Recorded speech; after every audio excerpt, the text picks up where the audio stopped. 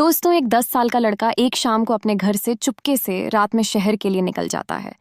10 साल के बच्चे का यह घर से क्यों निकल गया था और 15 साल के बीच में उसके साथ ऐसा क्या हुआ जो उसकी जिंदगी इतनी बदल गई, पूरी कहानी के बारे में जानने के लिए वीडियो को अंत तक जरूर देखें।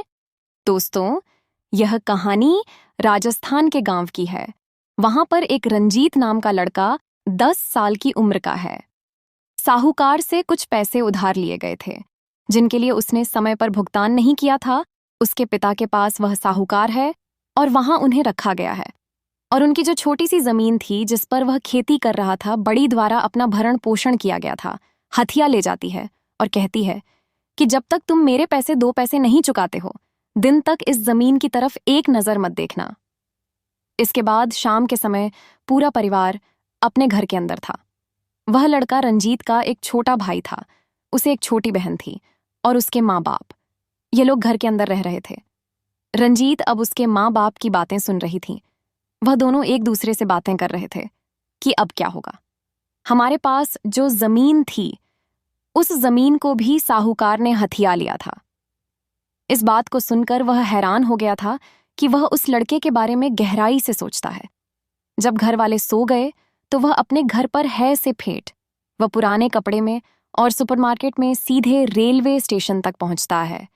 वहां जाने के बाद ट्रेन में बैठ जाता है और धीरे धीरे वह गुजरात के सूरत में पहुंच जाता है। अब वह वहां गया है और उसकी उम्र काफी कम थी। उसके जेब में पैसे नहीं थे और उसके खाने का कोई भी विज्ञापन पास नहीं था। अब गुजरात के बाजारों में जैसे ही पहुंच गया था तो उसने शहर में पहली बार देखा, और शहर को देखने के बाद वह बड़ा ही हो गया। एक ट्रक ड्राइवर के पास है। जो ट्रक ड्राइवर अपने ट्रक को एक जगह खड़ा कर बाहर दुकान पर कुछ सामान ले जा रहा था, तो उसके पास के दुकानदार ने कहा कि अंकल, मुझे काम देना चाहिए। उसके बाद वह ट्रक ड्राइवर पहले तो उसे मना कर देता है, मेरे पास के लिए कोई काम नहीं है। लेकिन फिर वह उसके बाद कहता है कि मुझे अपने ट्रक में ही रख लो और थोड़ा बहुत मुझे खाने पीने के लिए दे देना, और उसी से मैं तुम्हारा काम कर दिया करूंगा। अब इस बात को सोचने के बाद जो ट्रक ड्राइवर उससे पूछता है कि तुम कहाँ से आए हो और कौन है तुम्हारे घर पर, उसके बाद वह बताता है कि मेरा इस दुनिया में कोई भी नहीं है और मैं चाहता हूं कि अपने दम पर कुछ ना कुछ बना जाए और मेहनत करके अपने मुकाम को हासिल किया जाए। इसके बाद वह ट्रक ड्राइवर उसे अपने साथ रखने के लिए राजी हो जाता है। वह ट्रक ड्राइवर के साथ हेल्पर बनकर उस ट्रक में ही इधर से उधर जाया करता। धीरे धीरे वह उस ट्रक को चलाना भी सीखता है, लेकिन अभी उसकी उम्र थोड़ी थी तो ट्रक ज्यादा ट्रक चलाने के लिए उसे नहीं देता है। उसको इन्हीं कामों में लगाया करता कि कहीं से कोई सामान लाना है, ट्रक को देखना कि कोई दिक्कत तो नहीं है, कोई टायर पंचर तो नहीं है। इसी तरह से वह उसको ट्रक पर रखता है। धीरे धीरे समय बीतता है और समय के साथ साथ ही ट्रक पर रहते हुए वह लड़का 16 साल का हो गया था। जब वह 16 साल का हो गया था तो अब वह धीरे धीरे ट्रक को चलाना भी सीख रहा था और साथ में उस ट्रक पर हेल्पर भी किया करता। लेकिन वह कहते हैं ना कि भगवान को कुछ और ही मंजूर था। ऐसा ही इस लड़के के साथ होता है। तभी एक दिन अचानक से ट्रक का एक्सीडेंट हो जाता है। एक्सीडेंट होने के कारण ट्रक ड्राइवर और वह लड़का दोनों बहुत ही बुरी तरह से घायल हो जाते हैं। अब यह बात जैसे ही ट्रक मालिक को पता चलती है तो उसके बाद ट्रक मालिक उन दोनों का अच्छी तरह से इलाज कराता है, और इलाज के दौरान वह लड़का जल्द से स्वस्थ हो जाता है क्योंकि उस लड़के को कम चोट आई थी और ड्राइवर को ज्यादा चोट आई थी। अब लड़का ड्राइवर के पास रहा करता और उसकी देखभाल अच्छी तरह से कर रहा था।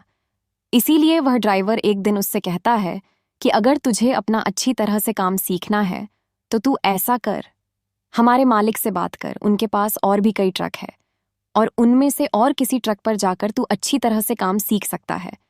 उसके बाद वह ट्रक मालिक से बात करता है और उनसे कहता है कि मुझे किसी ट्रक पर भेज दीजिए, मुझे काम सिखाना है और अच्छे से अपने जीवन को व्यतीत करना है। उसके बाद मालिक उसे एक ट्रक पर भेज देता है क्योंकि उस मालिक के कई ट्रक चला करते थे और उन्हीं में से एक ट्रक पर वह उस लड़के को भेज देता है। धीरे धीरे समय बीतता है और समय बीतने के साथ साथ वह अच्छी तरह से ट्रक को चलाना सीख जाता है।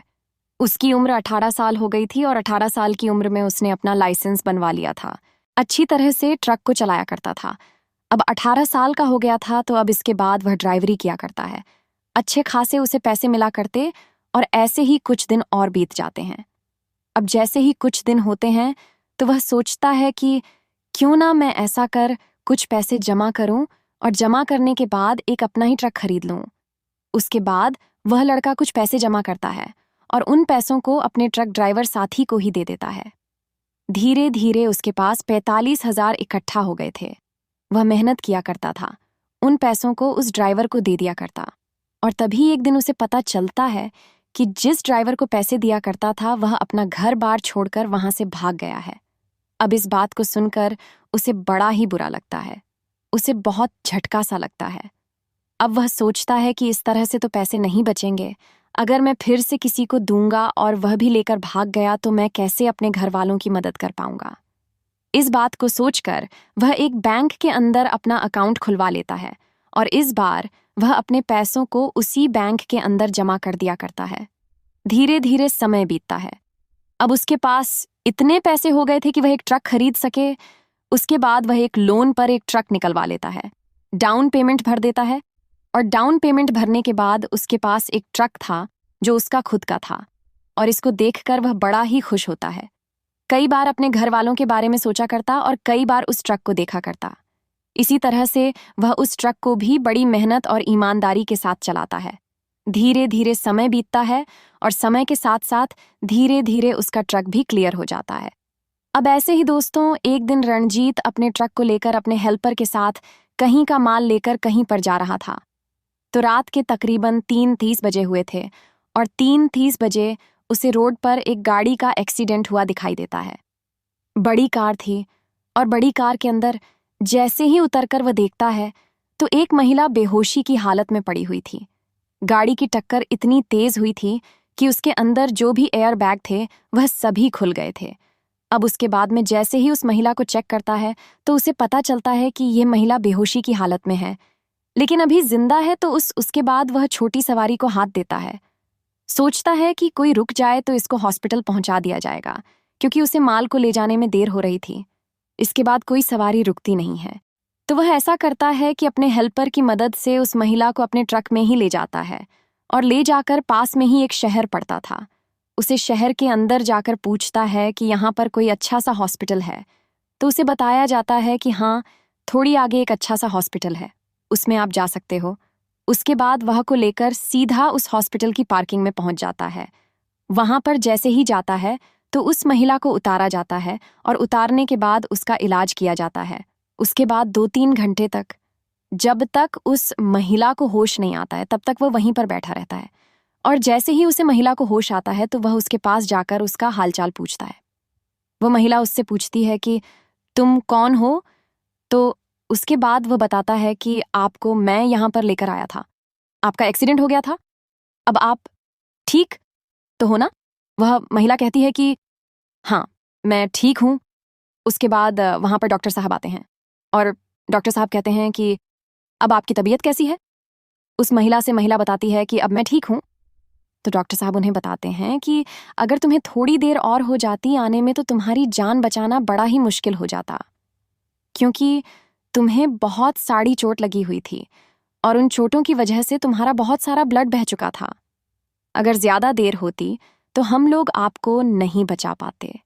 उसके बाद जैसे जैसे ही महिला इस बात को सुनती है तो उस लड़के का बहुत बहुत धन्यवाद करती है, और कहती है कि बेटा, मैं तुम्हारे लिए कुछ करना चाहती हूँ, बताओ मैं तुम्हारे लिए क्या कर सकती हूँ। उसके बाद वह लड़का कहता है कि मैडम, मुझे कुछ भी नहीं चाहिए, मेरे लिए यही काफ़ी है कि आपकी तबीयत ठीक है और आप सही सलामत हो।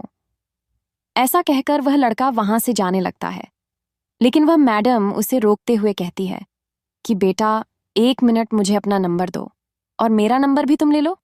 कभी ना कभी तुम हमारे घर पर खाने पर जरूर आना। उसके बाद वह ट्रक ड्राइवर उसका नंबर ले लेता है। वह मैडम मुंबई की रहने वाली थी, और उसकी कई कंपनियां थीं, और बहुत ही पैसे वाले लोग थे।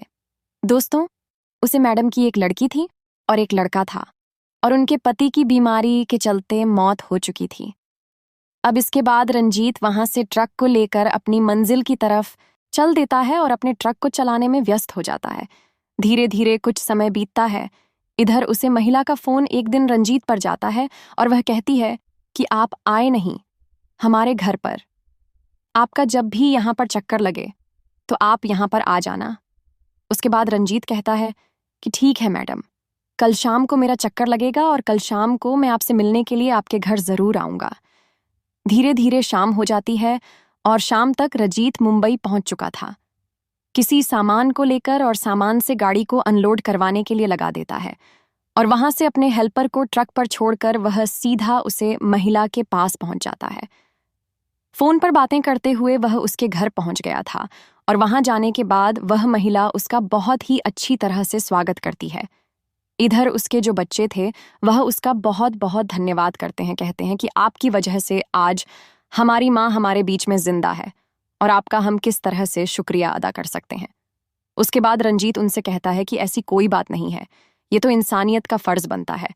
मुझे लगा कि इनको मदद की जरूरत है तो मैंने मदद कर दी, इसमें मैंने भला कौन सा बड़ा काम किया है। उसके बाद वह उसको बिठाते हैं, अच्छी तरह से खाना खिलाते हैं और उसके साथ बातें करते हैं। अब महिला उससे बड़ी अच्छी तरह से बात कर रही थी तो वह रंजीत से पूछती है कि तुम कहाँ के रहने वाले हो और किस वजह से तुम्हें ट्रक चलाना पड़ रहा है। उसके बाद रंजीत उस महिला को अपनी पूरी कहानी बताता है और जैसे ही महिला पूरी कहानी सुनती है उसके बारे में ही वह गांव से बचपन में ही निकल आया था। उसके बाद उसका एक्सीडेंट हो गया था और वह उसके बाद इस ट्रक को चलाने लगा है। अब उसके दिन अच्छी तरह से बीत रहे हैं तो उस महिला को लगता है कि मुझे भी कुछ ना कुछ इसके लिए करना चाहिए। उसके बाद वह महिला कहती है कि बेटा, आज से तुम भी मेरे दूसरे बेटे हो और तुम्हें मेरे बेटा बनकर ही रहना है। रंजीत कहता है कि मैडम इसकी कोई ज़रूरत नहीं है। तो उसके बाद वह महिला कहती है कि मैडम कहना बंद करो, तुम मुझे माँ जी कह सकते हो। उसके बाद रंजीत कहता है कि माँ जी इस चीज़ की कोई ज़रूरत नहीं है, मेरा टाइम अच्छे से बीत रहा है और मैंने अपने ट्रक को भी क्लियर कर लिया है।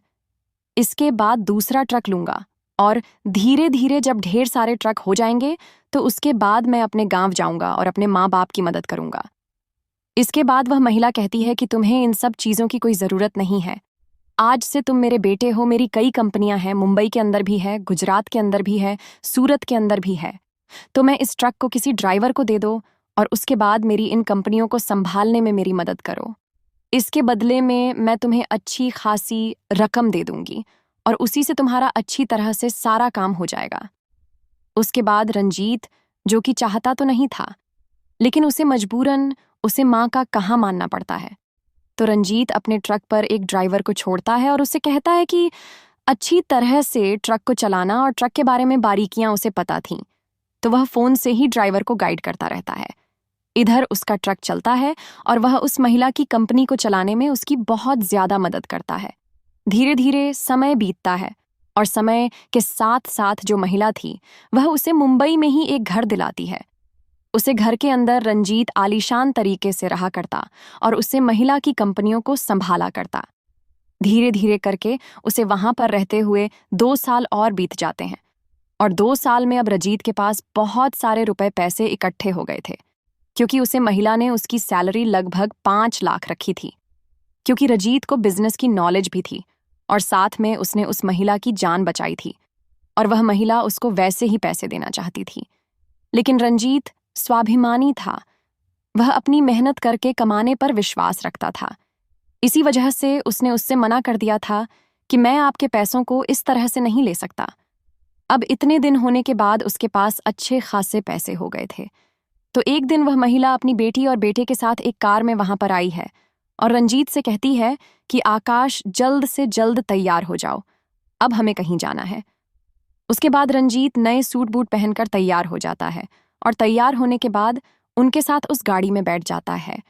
उसके बाद वह लोग रेलवे स्टेशन जाते हैं और वहां से उस महिला ने पहले ही एडवांस में ऐसी केबिन की टिकट बुक कर रखी थी। उसके बाद वह लोग उस केबिन में बैठकर सीधा राजस्थान पहुंचते हैं। अब जैसे ही ट्रेन राजस्थान पहुंची थी तो रंजीत को पता चल गया था कि माँ जी मुझे मेरे घर पर ले जा रही है। वहां पर वह जैसे ही उस स्टेशन पर उतरता है तो उसे महिला की उसे शहर के अंदर भी जानकारी थी और उन जानकारी का फायदा उठाते हुए उसने कई गाड़ियां स्टेशन पर बुला रखी थीं। अब उसके बाद रंजीत ने सूट बूट पहन रख हैं, वह उन गाड़ियों के अंदर बैठता है। इधर वह महिला भी बैठी है और उसके बेटा भी उसके साथ थे। उसके बाद में रंजीत से उसके गांव का नाम पूछते हैं और रास्ता पूछते हुए सीधा उसके घर पर पहुंच जाते हैं। अब एक साथ 6-7 गाड़ियां एक गांव के अंदर आती हैं और उनमें से सूट बूट पहने हुए कई लोग उतरते हैं। कुछ बाउंसर थे और इस तरह का माहौल था कि देखने वाला समझे कि कितना अमीर व्यक्ति इस गांव के अंदर आ गया है। उसके बाद रंजीत उस गाड़ी से निकलता है और इस नज़ारे को देखकर उसके घर से भी उसके मम्मी पापा और उसके छोटे भाई बहन भी बाहर निकलकर खड़ा हो गए थे। अब वह जैसे ही बाहर निकलता है तो उसके माता पिता उसे दूर से देख रहे थे और सोच रहे थे कि इतनी बड़ी गाड़ी आकर आखिर हमारे घर के दरवाजे पर क्यों रुकी है। उसके बाद रंजीत उनके पास जाता है और उनके पैर छूते हुए कहता है कि माँ, मैं रंजीत हूँ, अपने पिता को बताता है। और जैसे ही उसके माता पिता उसके बारे में सुनते हैं तो एकदम फूट फूट कर रोने लगते हैं और उसको एकदम से गले से लगा लेते हैं। उसके बाद उसे बैठने के बाद पानी पिलाते हैं और उससे पूछते हैं कि बेटा, तूने इस मुकाम को किस तरह से हासिल किया। उसके बाद रणजीत पूरी कहानी अपने माता पिता को सुनाता है और सुनाने के बाद कहता है कि अब तुम्हारे जो बुरे दिन थे वह खत्म हो गए हैं, अब तुम्हारे अच्छे दिन आ गए हैं। उसके बाद रंजीत अपने माता पिता से पूछता है कि माँ बाबूजी, अब जब मैं चला गया था तो उसके बाद आप लोगों ने क्या क्या किया और क्या क्या हुआ था। तो उसके माता पिता उसे बताते हैं कि बेटा, जब तू चला गया था तो उसके बाद हमने पुलिस में रिपोर्ट दर्ज कराई थी और दर्ज करवाने के बाद भी हमें लग रहा था कि जिस साहूकार से हमने पैसे लिए हैं उसी ने तुझको कुछ कर दिया है।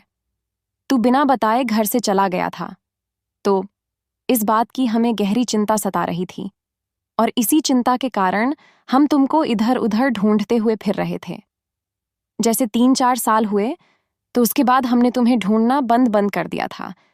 अब इसके बाद पूरा परिवार एक दूसरे से हंसी खुशी बातें करता है।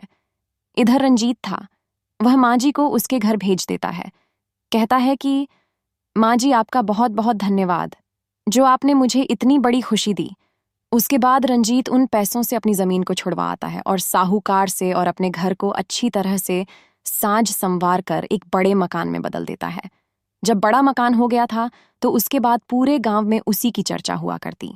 लोग कहा करते कि वह लड़का जिसको मरा हुआ समझ लिया था वह दोबारा से वापस आ गया और करोड़पति बनकर वापस लौटा है। इसके बाद वह अपने माता पिता को भी लेकर मुंबई रहने लगा है और अब धीरे धीरे वहीं पर वह लोग प्यार से अपनी जिंदगी को बीता रहे हैं। रंजीत की शादी भी हो गई है और उसकी पत्नी भी बड़ी अच्छी है।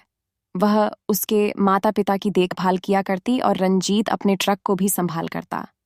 इधर उस महिला की कंपनियों को भी संभाला करता है। तो दोस्तों, यह थी कहानी एक ऐसे लड़के की जो 10 साल की उम्र में घर को छोड़कर निकल गया था, लेकिन जैसे ही वह 25 साल का हुआ था और वापस घर लौटता है तो पूरे गांव में उसके नाम के हल्ला मच जाते हैं। आप क्या कहना चाहते हो इस कहानी के बारे में? आपकी जो भी राय कमेंट बॉक्स में लिख सकते हो, लोगों के साथ शेयर कर सकते हो। दोस्तों, अगर कहानी अच्छी लगी हो तो कहानी को लाइक और चैनल को सब्सक्राइब जरूर करें। बाकी इन कहानियों को सुनने का उद्देश्य किसी को भी परेशान करना बिल्कुल भी नहीं है। ये कहानी आपको ऐसी लगती है इसलिए आप लोग कहानी से कुछ ना कुछ सीख लें और अपने जीवन में उस चीज को अप्लाई कर सकें। किसी भी अगले वीडियो में नए टॉपिक के साथ, तब तक के लिए जुड़ें। जय हिंद, जय भारत। आप सभी लोगों को बहुत बहुत धन्यवाद।